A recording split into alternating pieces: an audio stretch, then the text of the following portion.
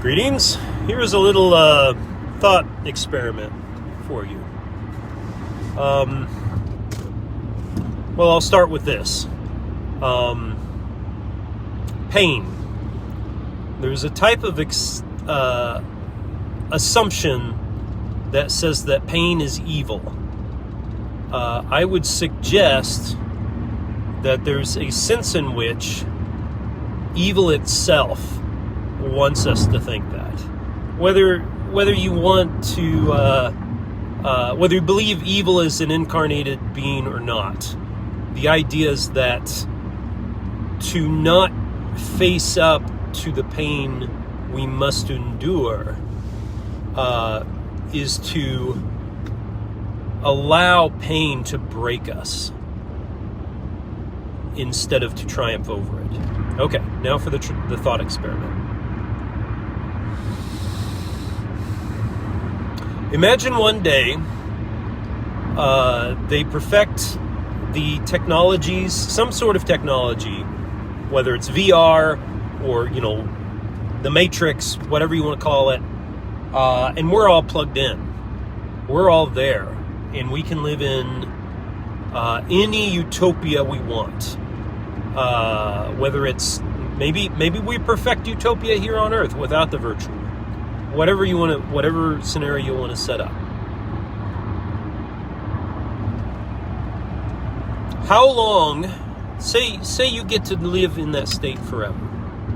No pain, no real challenges unless you choose them.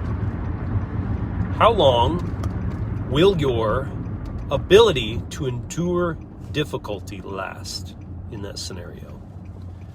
And once gone, how long will anything bring you joy?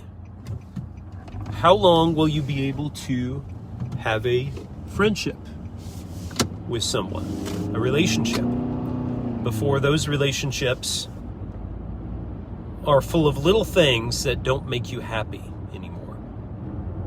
Because, of course, the problem is the less you can endure, the less you can endure. And the more difficult simple things become. It is the outlier pains, that pain that is 4%, as the the flow state gurus tell us. We have to push that 4%, push that a little bit further, a little bit more pain, a little bit more struggle, a little bit more difficulty. And that's where we find our pleasure. That's where we find our, I guess I should say, joy, not pleasure. That's where we find happiness. And so, here's the question. If we do not have what I will here call a spiritual discipline, that is to face difficulty, whether it's reading a spiritual book that's not that entertaining, or time in meditation or prayer, which is not that entertaining, or service to the poor or the difficult, facing trials, willingly embracing trials and difficulties, fasting, exercise, you could say, although that has a very unspiritual side effect, which is pride in our bodies. So it's kind of difficult to call that one spiritual. So let's therefore say anything. Well, of course, spiritual disciplines themselves can have we can turn into a thing of pride, right? So let's try to imagine every spiritual blessing or discipline being something where we are in a scenario where we've decided not to flaunt them. And so only we know.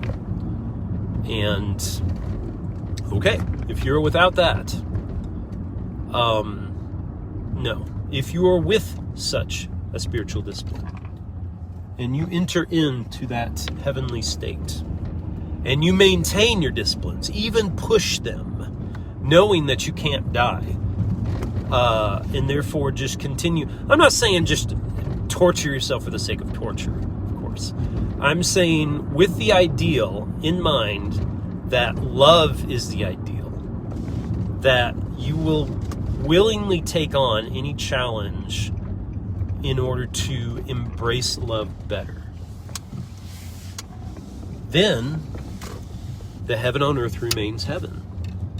But if you do not have that spiritual discipline, how long will it take for heaven on earth to become hell? How long before you find your life meaningless, that no joy satisfies, that no pleasure is good enough, and that you're just alienated, alone, and without a pleasure in the world? Maybe that's what heaven and hell are. Maybe that's all they are. That's the thought. That's the thought experiment, at least. Let me know if it seems right or not. Thanks for your time.